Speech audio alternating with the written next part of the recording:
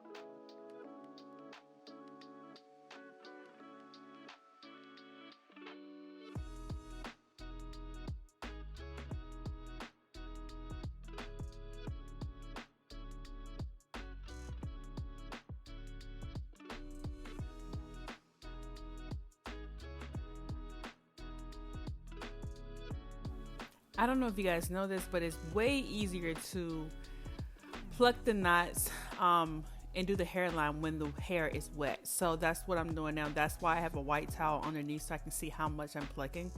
If you guys want me to do just a video on plucking itself, then let me know in the comment section and I will upload a very detailed tutorial on how to pluck your hairline. So on this wig, I'm creating another hairline and edges. So I'm leaving space between the hairline and then the edges, and then that part in the front is going to be my new edges. So if you're wondering why I took so much out right there, just because that's what I'm doing. I'm making new edges for this wig.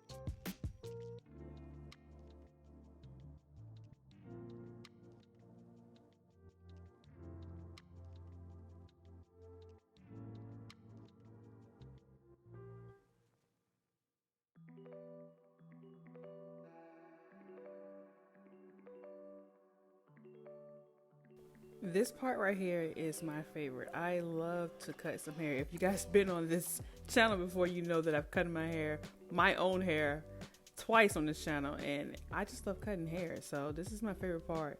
I can do something with these clippers, and I've never been taught. I just got an eye for it, guys.